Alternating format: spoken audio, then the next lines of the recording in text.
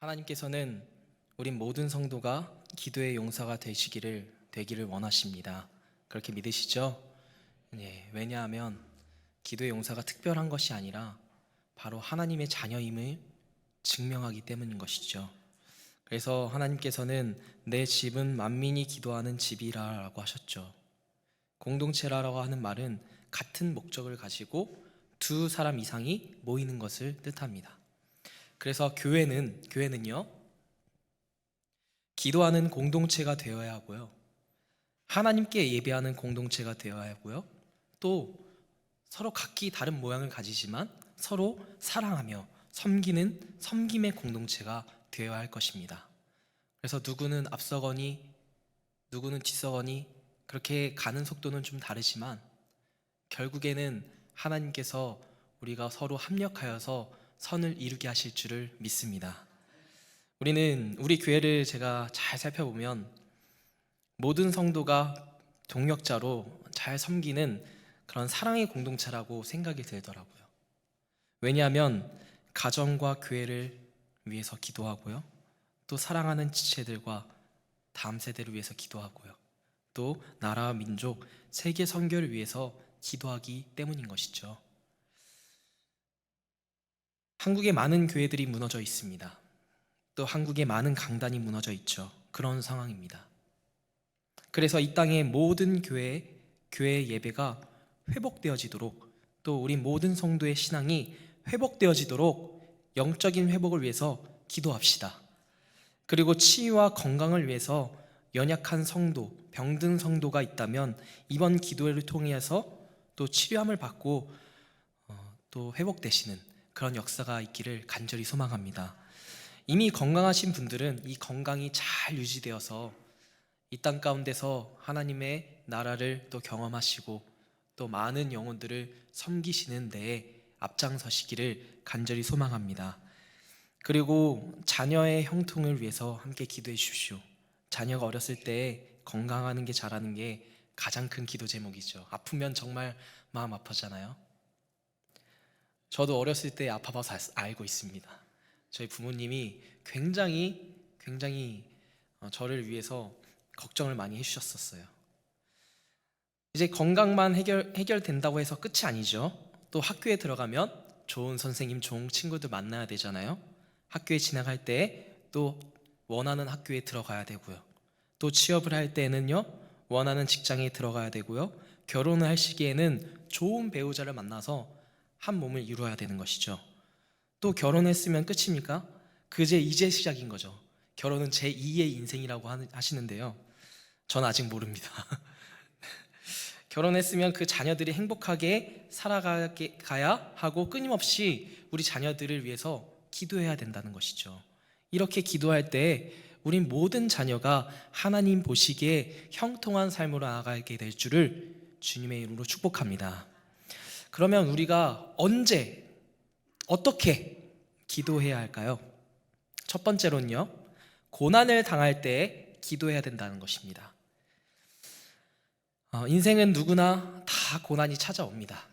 고난이 찾아오지 않는 인생은 없습니다.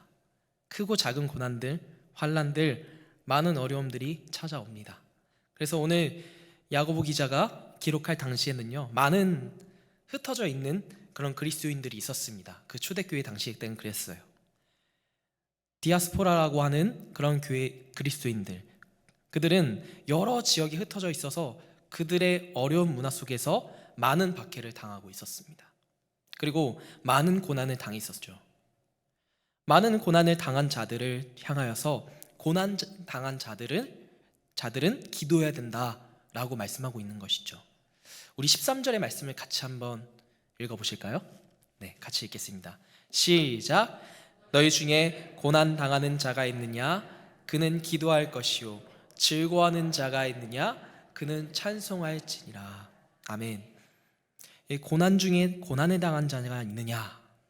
오늘 이 말씀을 받은 자 중에 고난 당하는 자가 있느냐라고 질문하는 것이죠. 그는 기도할 것이요 라고 말씀하고 있습니다. 그러니까 단도직입적으로 말씀하고 있는 것이죠. 고난 당할 때 우리는 뭐 해야 됩니까? 기도해야 됩니다. 고난당할 때 우리는 뭐 해야 됩니까? 기도해야 됩니다. 되게 목소리 크게 말씀해 주셨는데 기도가 답입니다. 이스라엘 백성들은 민수기 21장에 보니까 가나안 땅을 향하여서 가고 있었는데요, 길이 막혔습니다. 분명히 하나님께서 가나안 땅 약속하셨는데 길이 막혀 있는 거예요. 어려움을 당한 거죠. 그 길로 말미암아서 마음이 상했습니다. 막막한 겁니다. 절망 가운데 빠졌어요. 그러니까 우리가 살아가는 동안에 마음이 상하고 고난 때문에, 어떤 어려움 때문에, 우리의 진로가 막히는 것 때문에 내 뜻대로 되지 않을 때, 어떤 대적을 만날 때 마음이 상할 때가 많이 있습니다.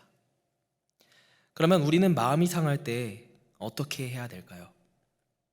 마음이 상할 때 여러 가지 마음을 치료하는 방법들이 있죠. 좋은 방법 중 하나가 세옹지마를 생각하는 것입니다. 어려운 뒤에는 결국 좋은 일이 생긴다, 이런 생각을 가진, 긍정적인 생각을 갖는 것이죠. 결국 그런 어려움 때문에 결과가 좋아지는 경우가 정말 많이 있기 때문인 것이죠. 아니면 상대방이 나를 시험하거나 어려움을 주면은, 저 사람은 원래 그런 사람이지, 그렇게 생긴 사람인가 봐, 그러면서 그것을 이해하거나, 아니면 그 사람에게는 좀 특별한 이유가 있었겠지 라고 좀 여유함을 가지고 이해해주는 방법이 있습니다. 근데 그게 쉽던가요? 쉽지 않습니다. 그래서 내가 더 마음이 상하고 시험에 들려고 하면 우리 자신을 향하여서 이렇게 생각할 때도 있죠. 내가 이 정도까지밖에 안 되나? 이런 것 때문에 내가 넘어지고 시험에 든 건가? 이렇게 생각하면서 또 마음에 들 때가 있습니다.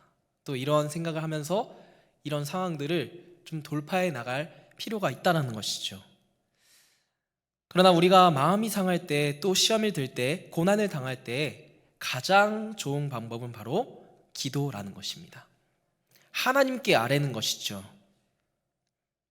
그런데 이스라엘 백성들은 어떻게 했습니까? 기도하는 것이 아니라 원망하고 불평하고 교만했던 것입니다. 하나님 없이, 하나님의 도우심을 받지 않고 애굽으로 돌아가려고만 하고 교만했던 것이죠. 그러니까 이스라엘 백성들은 쿡 찌르면 말씀이 나오는 게 아니라, 노래가 나오는 게 아니라, 쿡 찌르면 기도가 나는 것이 아니라 교만이 나왔던 것입니다.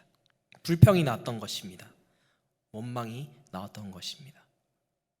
그리고 거기에 낙심하고 절망해버리고 포기해버리는 그런 삶을 계속해서 반복해서 살았던 것이죠.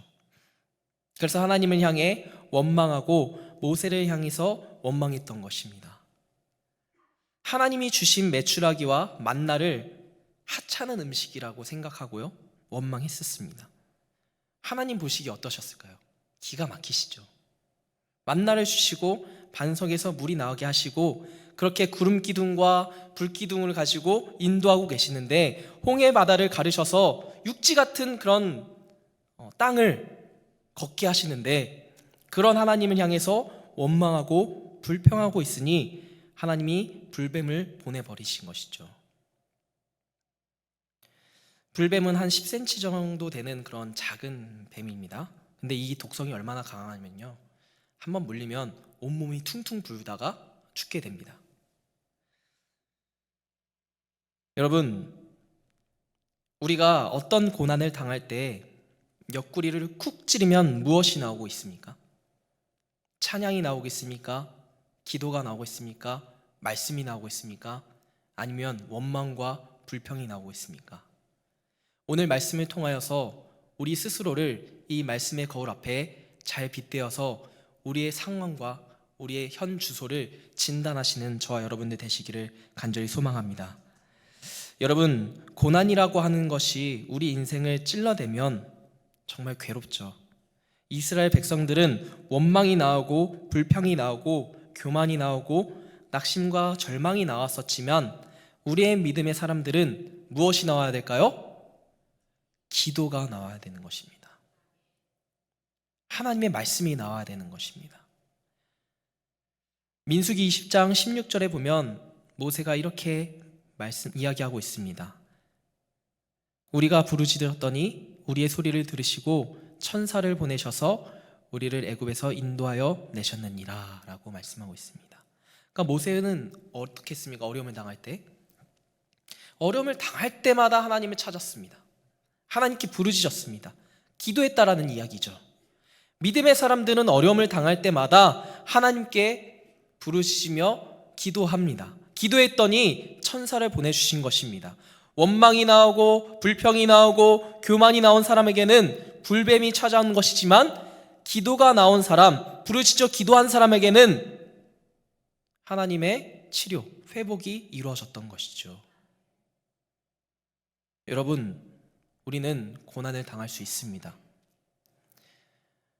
하나님께서 이스라엘 백성들을 대표적으로 예를 들어서 우리에게 말씀을 주신 이유가 무엇일까요? 저는 이 부분에 대해서 항상 고민하고 생각을 해봤습니다. 지금 시대 먹고 사는 문제로 인하여서 어떤 생존의 문제가 그렇게 어려움을 그렇게 크게 당하는 것 같지는 않습니다. 어찌 보면 이렇게 말씀에 나와 있는 이스라엘 백성들, 지금 우리의 믿음의 수준보다 훨씬 더 높은 수준에 있었을지도 모릅니다.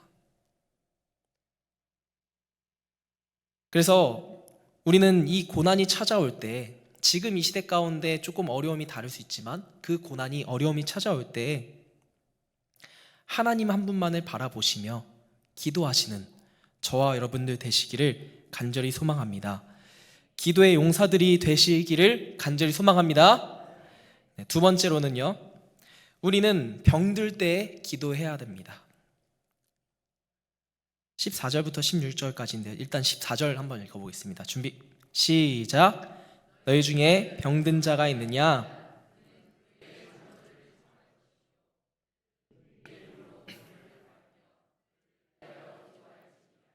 아멘. 누구나 다 병이 찾아온다는 이야기죠. 왜냐하면 우리는 이 땅 가운데서 영원히 살 존재들이 아닙니다. 하늘나라 갈 존재들이죠. 그러니까 이 땅 가운데서 이 몸은 유한한 몸이고요, 소모품이라고 할 수도 있겠죠.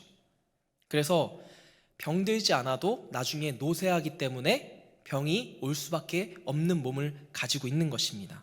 누구나 다 병이 찾아온다라는 그런 이야기인 것이죠.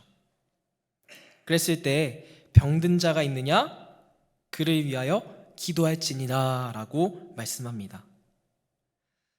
사실 작은 병이면 그래도 기도할 수 있잖아요.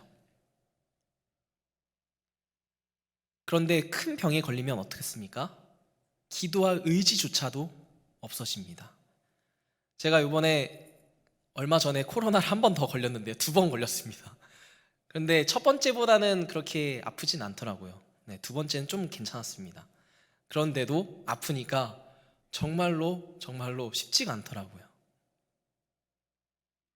그런데 이 코로나 말고 정말 그 육신의 아픔, 어려움을 갖게 되면 어떻습니까? 기도할 의지가 없어질 수도 있다라는 것이죠. 그래서 오늘 말씀에서는 그를 위하여서 기도하라 라고 말씀하고 있습니다. 기도해 주라 라고 이야기하는 것이죠. 그 다음에 말씀을 보시면 14절에 병든 자가 있느냐? 주의 이름으로 기름을 바르며 라고 말씀하고 있습니다. 그러니까 기름을 바르라는 뜻은 무엇이냐면요, 기름은 그 당시 때는 약이라고 할 수 있습니다. 선한 사마리아 비유 아시죠? 그 가운데 보면은 선한 사마리아인이 강도로 만난 사람을 만났을 때 그가 기름과 포도주를 상처에 부었다라고 말씀하고 있죠. 그러니까 그 당시 때는 기름과 포도주가 약으로 쓰였던 것입니다. 우리가 몸이 아프면 어디 가야 되죠? 몸이 아프면 병원에 가야 됩니다. 그래서 혹여나 이런 분이 계실 수도 있습니다. 나는 기도로 고쳐야지 라고 생각하실 수 있습니다. 물론 기도하는 것은 기본값입니다. 근데 기도만 하고 병원에 안 가겠다라고 하면은 될까요? 물론 하나님께서는 사람의 그 상식을 뛰어넘으시고 역사하시기도 하시지만 우리는 그런 기적만 바라보는 그런 사람들이 아니죠. 요행을 바라면 안 되는 것입니다. 그래서 우리가 병원에도 가고 주의 이름으로도 기름을 발라서 또 최신의 의료적인 도움을 받고 약의 도움을 받고 우리가 그렇게 주의 이름으로 기도하면서 기름을 발라야 된다라는 그런 말씀인 것이죠. 그리고 믿음의 기도를 해야 된다는 것입니다. 15절의 말씀을 같이 한번 볼까요? 같이 읽겠습니다. 시작. 믿음의 기도는 병든 자를 구원하리니 주께서 그를 일으키시리라.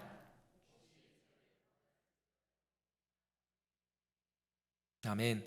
믿음의 기도는 병든 자를 구원하리니 라고 말씀합니다. 그러니까 믿음의 기도는 어떤 기도일까요? 전적으로 하나님을 신뢰하는 기도, 하나님을 의지하는 기도. 주님, 나를 고쳐주시옵소서. 주여, 나를 치료해 주셔서. 여호와 라파 하나님, 치료하시는 하나님, 나는 하나님을 믿습니다 라고 기도하면서 선포하면서 나가는 것입니다. 이런 믿음의 고백을 드리는 저와 여러분들 되시기를 간절히 소망합니다. 전지전능하신 하나님께 맡기고 기도할 때 반드시 하나님의 역사가 일어납니다. 믿음의 기도를 통해서 기도하는 사람이 믿음의 기도를 하고 또 기도받는 사람도 믿음의 기도를 할 때 그 치료가 급속도로 일어나는 것이죠. 믿음의 기도를 통해서 여러분 모두가 다 치유를 경험할 수 있는 그런 하나님의 자녀가 되시기를 바랍니다.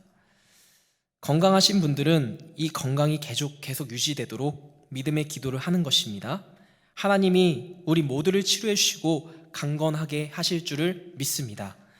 16절의 말씀을 보겠습니다. 같이 읽겠습니다. 시작. 그러므로 너희 죄를 서로 고백하며 병 낫기를 위하여 기도. 아멘. 이 말씀을 보니까 너희 죄를 서로 고백하며 병이 낫기를 위하여 라고 말씀합니다.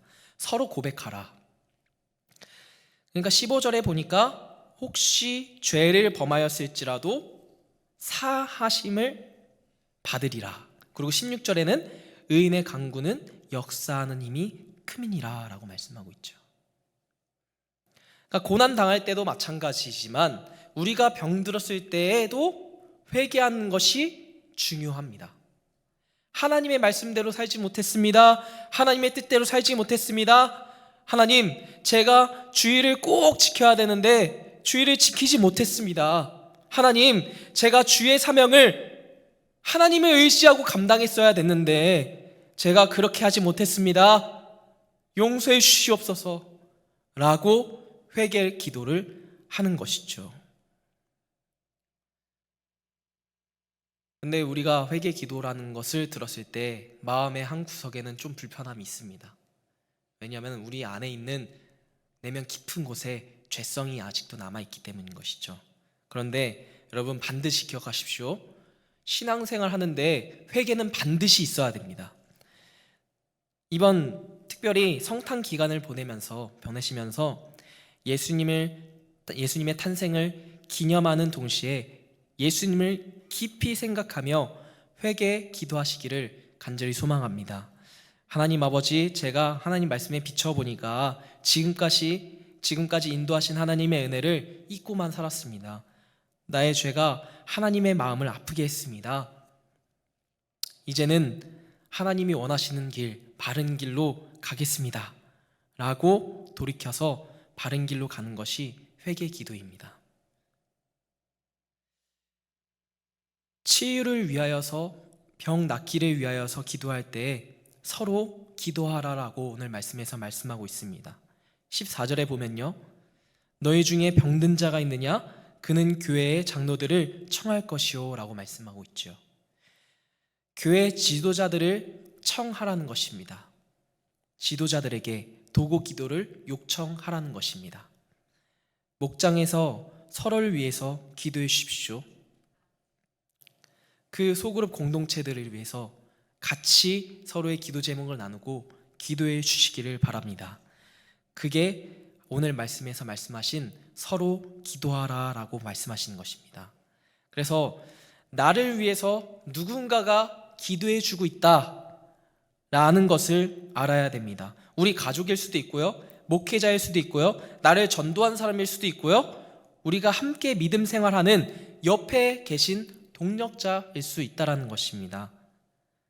그래서 우리가 이것을 잊어서는 안 되는 것이죠. 뿐만 아니라 나 역시 나의 기도를 필요하는 많은 사람들에게 기도해 줘야 된다는 것이죠. 나의 기도를 누가 필요로 할까? 우리 목장 식구들 수도 있고요, 가까운 가족들일 수도 있고요, 아니면 일상생활 하는데 뭐 마트를 가든 아니면 뭐 편의점을 가든 아니면 뭐 운동하시러 가든 거기에 있는 많은 영혼들일 수도 있습니다. 사랑하는 주님의 성도 여러분, 그런 의미에서 우리 옆에 계신 분들을 한번 바라보시겠습니까? 혼자 앉아 계신 분들은 앞뒤로 보시고 또 옆에 계신 분들을 바라보시면서 한번 이렇게 새끼손가락 이렇게 한번 올려주세요. 네, 새끼손가락 올려주시고, 네, 좀 거리가 있으신 분들은 텔레파시로 이렇게다가 맺어주시고, 이렇게 새끼손가락 한번 걸어주시겠습니까? 당신을 위해서 기도하겠습니다. 네, 오늘 밤 기도해 주십시오. 꼭, 네, 기도해 주시고, 네, 3명, 4명도 상관없습니다. 기도해 주시고 여러분들이 가지고 나오신 그 기도 제목으로 나아가시는 저와 여러분들이 되시기를 간절히 소망합니다. 그런데 가끔은 이런 분들이 계시는 것 같아요. 목회자분들께 기도 요청을 해야 되는데 너무 배려하시는 마음이 크시다 보니까, 아니 목사님 미안해서요, 목사님 바쁘신데 제가 기도까지 해달라고 하기가 좀 죄송해서요 라고 생각하시는 분들이 간혹 계시는 것 같아요. 여러분, 우리가 병원에 가면 누굴 만나야 되죠? 의사를 만나야 되죠. 네, 병원에 가서 의사가 바쁜 것 같아서 어쩔 수 없이 다음에 받아야 되겠다, 진찰 받아야겠다 이러진 않잖아요. 의사를 찾아서 정확한 진단을 받고 또 치료를 받잖아요. 물론 교육자가, 목사님이 의사는 아닙니다만 그런 역할을 조금은 감당하고 계시죠. 물론 우리가 하나님께 나아가야 되지만 어쨌든, 그래서 기도를 꼭 요청해 주시길 바랍니다. 장로님께, 또 목장장 분들께, 부목장장 분들께도요. 그래서 같이 서로 기도하시는 저와 여러분들이 되시기를 간절히 소망합니다. 그때 하나님께서 더욱더 우리에게 풍성한 은혜를 주실 줄을 믿습니다. 아멘. 마지막으로는 기도의 방법입니다. 시간이 벌써 이렇게 흘렀는데요, 마지막은 빠르게 한번 보도록 하겠습니다. 우리 17절, 18절의 말씀인데요, 기도의 방법에 대해서 한번 보겠습니다. 17절부터 한번 볼까요? 읽겠습니다. 시작.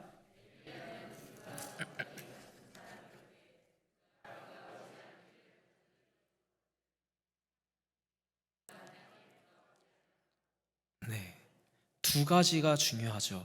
엘리야는 우리와 뭐라고요? 성정이 같은 사람이라고 하고요, 또 그가 기도하니까 3년 6개월 동안 비가 오지 않았다고 합니다.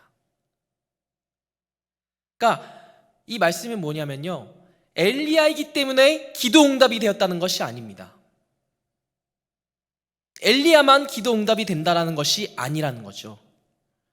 엘리야는 우리와 같은 성정이 같은 사람이라고 하는 그 말씀은 우리와 영혼과 육체가 같다라는 이야기입니다. 같은 그런 영혼과 육체를 가진 사람이라는 이야기예요. 우리와 똑같은 사람이라는 것이죠. 요즘 유튜브에도 보면은 치유 사역하는 사람들이 종종 보이는데요, 그게 저는 사실 진짜인지 아닌지는 잘 모르겠습니다만 그런 사람들도 우리와 똑같은 사람이라는 것입니다. 마치 우리가 연예인 보듯이 볼 필요가 전혀 없다라는 것이죠. 왜냐하면 연예인들도 똑같은 성정을 가진 사람들이니까요. 그래서 사람이 능력을, 엘리야는 선지자니까 기도 응답이 될 거야, 또 목사님이니까 기도 응답이 될 거야, 장로님이니까 기도 응답이 될 거야, 이런 것이 아니고 엘리야도 우리와 똑같은 성정을 가진 사람이었는데 그럼 나도 기도 응답이 될 수 있구나 라는 생각을 가지고 기도해야 된다라는 것이죠. 그런데 엘리야의 기도는 조금 다른 부분이 있습니다. 어떤 기도였냐면요, 간절한 기도였습니다. 여기 말씀에 이렇게 나와 있습니다. 간절히 기도한즉 비가 오지 않도록 간절히 기도했다라는 것이죠. 17절에 나와 있죠. 간절히 기도한즉이라고 말씀하고 있습니다. 그러니까 비가 오지 않도록 간절히 기도했던 것입니다. 우상 숭배에 빠져 있는 이스라엘 백성들이 하나님 품으로 다시 돌아오도록 아주 그냥 간절히 기도했다라는 것이죠. 그렇게 간절한 기도가 통성으로 크게 기도하는 기도도 있지만은 사무엘 1장에 보면은 한나의 기도에 보면은 또 다른 간절한 기도도 있습니다. 결혼을 했는데 아이가 없었습니다. 정말 그 당시 때는 아이가 중요했죠. 대를 잇는 것이 굉장히 중요했습니다. 그래서 한나는 성전에 가서 눈물로 하나님께 간절히 기도했습니다. 근데 그때 어떻게 기도했습니까? 큰 소리를 내는 것도 아니었습니다. 그러나 그 기도 속에는 아주 절절하고 간절한 기도가 있었다는 것이죠. 그때 하나님은 사무엘과 같은 위대한 아들을 주셨던 것입니다. 이것이 바로 간절한 기도인 것입니다. 또 기도할 때 엘리야는 어떻게 기도했을까요? 18절의 말씀을 같이 한번 볼까요? 같이 읽겠습니다. 시작. 다시 기도하니 하늘이 비를 주고 땅이 열매를 맺었느니라. 아멘. 다시 기도하니 라고 말씀하고 있죠. 다시 기도했다는 것은 반복해서 기도했다라는 것입니다.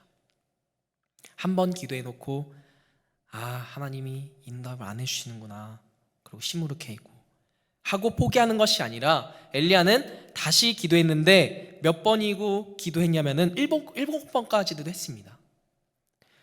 그러면 왜 엘리야가 7번만 기도했을까요? 7번째 응답이 되었으니까 그렇던 것입니다. 만약에 기도 응답이 안 되었으면 계속해서 기도했을 것입니다.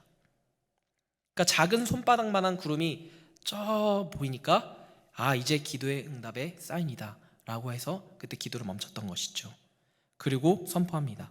큰 비가 내리는 소리가 들린다 라고 선포하면서 기도했던 것입니다.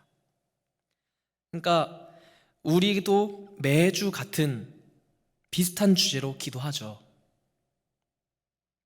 왜 그렇죠? 중요한 기도 제목이니까요. 아직 응답되지 않은 그런 기도 제목들이 있으니까요. 그런데 우리 여러분, 같은 기도 제목들일지라도 하나님께 응답 받으실 때까지 계속해서 기도하는 저와 여러분들 되시기를 간절히 소망합니다. 사랑하는 주님의 성도 여러분, 하나님은 우리 모든 성도가 기도의 용사가 되기를 원하십니다. 우리 교회가 기도가 풍성한 공동체가 되기를 간절히 소망합니다. 고난당한 많은 성도님들은 기도하십시오. 기도할 때 하나님께서 그 기도를 반드시 들으시고 응답하실 것입니다. 반드시 그 고난 가운데서 일어서게 될 줄을 믿습니다. 그리고 병들었을 때에도 기도해야 됩니다.